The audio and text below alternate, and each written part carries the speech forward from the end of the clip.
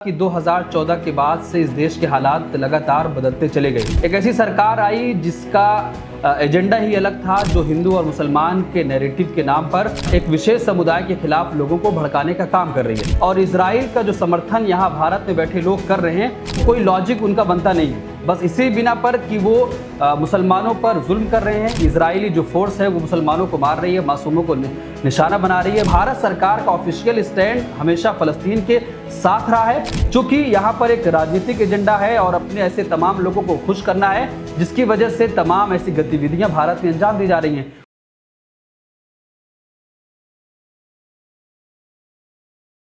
फ़लस्तीन और इजराइल के मुद्दे पर भारत में फ़लस्तीन का समर्थन करना या इजराइल का विरोध करना कितना मुश्किल हो गया है, और आप इसको किस तरीके से देख रहे हैं?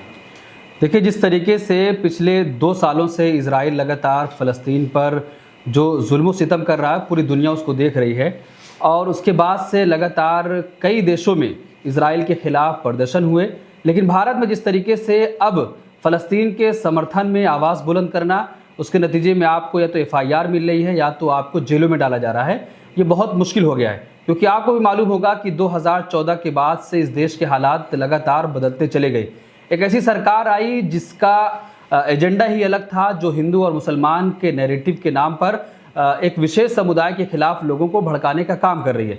तो उसका जो मुख्य एजेंडा है वो हिंदू और मुसलमान है, और चूंकि फ़लस्तीन का मामला वो मुसलमानों से जुड़ा हुआ मामला है, और इजराइल का जो समर्थन यहाँ भारत में बैठे लोग कर रहे हैं, वो कोई लॉजिक उनका बनता नहीं है। बस इसी बिना पर कि वो मुसलमानों पर जुल्म कर रहे हैं। इजरायली जो फोर्स है वो मुसलमानों को मार रही है, मासूमों को निशाना बना रही है, महिलाओं के खिलाफ जिस तरीके से लगातार ऐसी तमाम चीज़ें की जा रही हैं, तो इसका समर्थन यहाँ पर कुछ ऐसे लोग हैं जो उस एजेंडे को और आगे बढ़ाना चाहते हैं। और जो यहाँ पर पार्टी अभी जो सत्ता में है वो भी चाहती है कि ऐसा ग्रुप हो जो इजराइल का समर्थन करे और देश में एक मैसेज जाए कि वहाँ पर मुसलमानों के खिलाफ ऐसी तमाम चीज़ें हो रही हैं। चूँकि इसको आतंकवाद से जोड़ दिया गया, हमास जो ग्रुप है उसको बताया जाता है कि वो आतंकवादी है, चूँकि अमेरिका उसको टेररिस्ट ग्रुप मानता है। तो जिसकी वजह से अपने इस एजेंडे को सेट करने के लिए यहाँ पर भी एक ग्रुप तैयार किया गया है कि जो फ़लस्तीन का समर्थन करता है, ये बताने की कोशिश की जाती है कि वो आतंकवाद का कहीं ना कहीं समर्थन कर रहा है। तो इनका जो राजनीतिक एजेंडा है भारत में, उसको सेट करने के लिए और उसको आगे बढ़ाने के लिए कि सिंबॉलिक तौर पर दिखाया जाए कि मुसलमान परेशान हैं। लेकिन अगर आप देखेंगे तो भारत सरकार का जो ऑफिशियल स्टैंड है वो हमेशा से फ़लस्तीन के समर्थन में रहा है। अगर बात 1947 की करेंगे कि जब उस ज़मीन का बंटवारा हुआ, सबसे पहले भारत ही था जिसने विरोध किया, और उसके बाद 1988 में भारत ही वो पहला देश है जिसने फ़लस्तीन को एक राज्य के तौर पर मान्यता दी। और उसके बाद फिर 2 नेशन थ्योरी जो थी उसको भारत ने कहा कि दोनों अलग अलग राज्य बन जाए, ताकि दोनों शांति से अपने अपने सीमाओं के अंदर रहकर तमाम चीज़ें कर पाएं।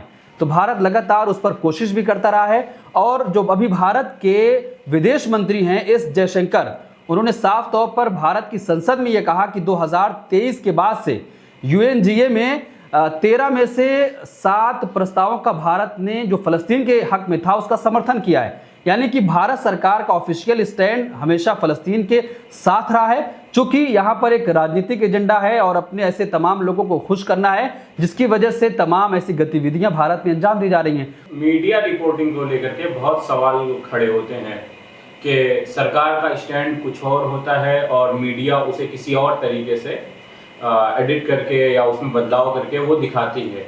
और अक्सर ये देखने में आता है कि मीडिया की जो रिपोर्टिंग होती है वो कहीं ना कहीं एक इजराइल के पक्ष में और गाजा में जो नरसंहार हो रहा है, जो हिंसा हो रही है, उसको जो है कम करके दिखाया जाता है। ऐसे में मीडिया की जो ये रिपोर्टिंग है, बायसनेस, इस पर आप क्या सोच रहे हैं? बिल्कुल, देखिए, अगर बात करेंगे 2014 के बाद से जिस तरीके से देश का जो नेशनल मीडिया है वो पूरी तरीके से बदलता चला गया। वो अपने एक एजेंडे के तहत काम करता है, TRP बटोरने की उसकी बहुत ज़्यादा होड़ रहती है। आप देखे होंगे कि जब भारत और पाकिस्तान का युद्ध हुआ तो TRP के चक्कर में उसने ये खबर चला दी कि इस्लामाबाद पर कब्जा हो गया, पाकिस्तान के अलग अलग शहरों पर कब्जा हो गया और हमारी भारतीय सेना वहां पर घुस गई है, जबकि पूरी तरीके से खबर झूठी थी। और अब उसी तरीके से चूंकि उनका एक एजेंडा बन गया है कि ये दिखाना है कि भारत में जो मुसलमान रह रहा है वो जितने भी परसेंट में है, और दूसरे जो लोग हैं जो भारतीय जनता पार्टी को सपोर्ट करते हैं, जो उनके समर्थक हैं, उनको दिखाने की कोशिश की गई कि ये मुसलमान जो हैं ये परेशान हैं, इनको प्रताड़ित किया जा रहा है। तो इसी तरीके से जो फ़लस्तीन के समर्थन में जितने भी प्रोटेस्ट आप दिल्ली में देखे होंगे या अलग अलग जगहों पर देखे होंगे, तो वो सीधे तौर पर मीडिया कह देता है कि ये लोग एक ऐसे ग्रुप को समर्थन कर रहे हैं जो लगातार कहीं ना कहीं अशांति का सबब बन रहा है, जबकि ऐसा कुछ भी नहीं है। चूंकि मैंने आपको बताया कि एक एजेंडे के तहत काम किया जा रहा है और भारतीय मीडिया पूरी तरीके से उस एजेंडे को और भी आगे बढ़ाने की कोशिश कर रही है। देश में और तमाम मुद्दे हैं लेकिन उस पर बातचीत नहीं हो रही। फिलिस्तीन के मुद्दे को लेकर के भारत में और भारत के बाहर भी दो तरीके की थियरी चल रही है। एक तो ये कि उसे मजहब या धर्म से जोड़कर देखा जा रहा है कि वो मुसलमानों का मुद्दा है और वो मस्जिद अक्सा का मुद्दा है।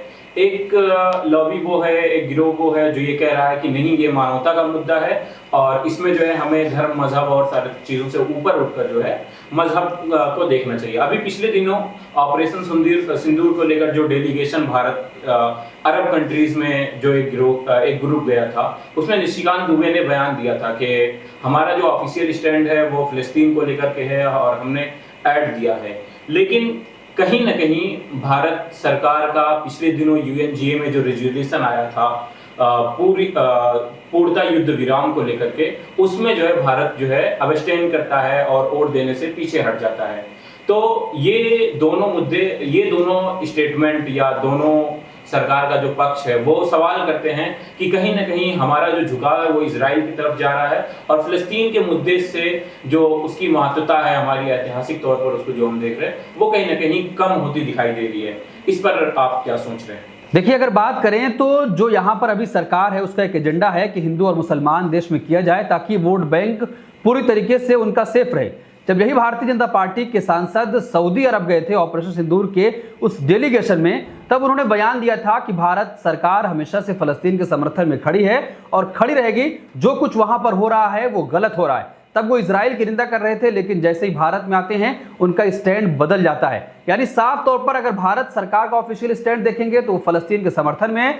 चूंकि इजराइल से भारत का एक कारोबारी रिश्ता है, वहां से वो बहुत सारी चीजों को ट्रेड करता है, जिसकी वजह से उसकी मजबूरी बन जा रही है कि वो इजराइल के समर्थन में भी बयान जारी करे। अब जो कि आपने जिक्र किया कि भारत ने वोटिंग से वहां पर वोटिंग नहीं की और वहां से वो निकल आए, तो साफ तौर पर भारत की पूरे देश में और फिर विदेशों में भी इसकी निंदा की गई कि भारत ने हमेशा से मानवता की बात की है और वो मानवता के समर्थन में तमाम देशों में अपनी एक अलग छवि बनाई है। लेकिन पिछले कुछ सालों से भारत की जो विदेश नीति है वो कहीं ना कहीं फेल साबित हो रही है। चाहे ऑपरेशन सिंदूर जब हुआ, जब पाकिस्तान से युद्ध हो रहा था, तो कोई भी देश भारत के साथ खुलकर खड़ा नहीं हुआ। वहीं जबकि पाकिस्तान की बात करें तो कई देश, चूंकि चाइना तो खुलकर पाकिस्तान के साथ उस जंग में शामिल था, भारत के खिलाफ वो लड़ाई भी लड़ रहा था, टर्की ने अपने ड्रोन तक दिए, लेकिन भारत सरकार के साथ कोई भी नहीं खड़ा हुआ। यानी प्रधानमंत्री नरेंद्र मोदी जो विदेशों की यात्रा कर रहे थे और कह रहे थे कि विदेशों में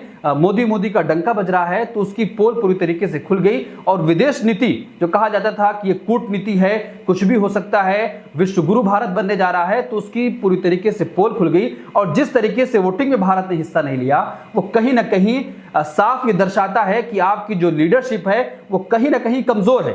चूंकि भारत हमेशा से फलस्तीन के समर्थन में रहा है, मानवता का समर्थन किया है और हर जगह भारत का यही स्टैंड रहा, लेकिन जिस तरीके से वहां से वो अलग हुए हैं उसकी निंदा देश में भी और विदेश में भी हुई है। तो फिलिस्तीन का हल कैसे निकल सकता है और भारत और भारतीय लोग, भारत का मतलब भारत की सरकार और भारतीय लोग इसमें क्या योगदान दे सकते हैं? देखिए, फलस्तीन का हल ये कि पेचीदा मसला बन चुका है, क्योंकि वहां पर डायरेक्ट अब अमेरिका उसमें पूरी तरीके से हस्तक्षेप करना चाहता है और अरब जो देश हैं वो भी कहीं ना कहीं अभी पशुपेश में है कि आखिर वो क्या करें। क्योंकि भारत हमेशा से इस बात के समर्थन में रहा है कि दो राष्ट्र वहां पर बन जाए, फलस्तीन की अपनी अलग सीमाएं हों और इजराइल की अलग सीमा हो। लेकिन जब बंटवारा 1947 में हुआ था तब भी भारत ने उसका विरोध किया था, लेकिन 1988 में इस बात की मान्यता दी कि फलस्तीन एक राज्य है और फिर टू नेशन थ्योरी पर भारत ने हमेशा से इस बात को जोर दिया है कि अलग अलग अपनी सीमाओं में रहकर वो शांति वहां पर स्थापित करे और अपना हर काम कर सके। तो भारत सरकार हमेशा से इस बात पर जोर देती रही है कि फ़लस्तीन का हल निकलना चाहिए। अरब देश भी यही चाहते हैं, क्योंकि अभी पिछले कुछ सालों से इजराइल की तरफ से फ़लस्तीनियों पर कुछ ज़्यादा ही जुल्म किया जा रहा है। अब चूंकि 2 साल से वहाँ पर लगातार युद्ध चल रहा है, आप देखे होंगे किस तरीके से तमाम कानूनों की धज्जियां उड़ा रही है इजरायली सेना। आखिरी सवाल है, क्या फ़लस्तीन और इजराइल दोनों एक राज्य के तौर पर एक साथ रह सकते हैं? देखिए, ये तो कह देना बड़ी जल्दबाजी होगी, क्योंकि जब ये बात आती है कि दोनों अलग अलग राज्य बन जाएं तो इजराइल उसको मानता नहीं है। क्योंकि अगर वो जो लाइन खींची जा रही है, तो जो इजराइल ने कब्जा कर रखा है फ़लस्तीनियों की ज़मीन पर, तो उसको अपनी बहुत सारी कॉलोनियाँ तोड़नी पड़ेंगी। तो इजराइल इस बात के समर्थन में नहीं है कि अलग अलग राज्य बन जाए, क्योंकि वो चाहता है कि जितने पर हमने कब्जा कर लिया वो हमारे कब्जे में आना चाहिए। तो तमाम ऐसी चीज़ें हैं जिस पर उसका समाधान इतना आसानी से नहीं निकल सकता है। लेकिन अगर दुनिया के देश जो हैं, बड़े सुपर पावर जो अपने आप को कहते हैं, अगर वो चाहें तो निकल सकता है। अगर वो मानवता की बात करते हैं तो उनको इसका हल निकालना चाहिए।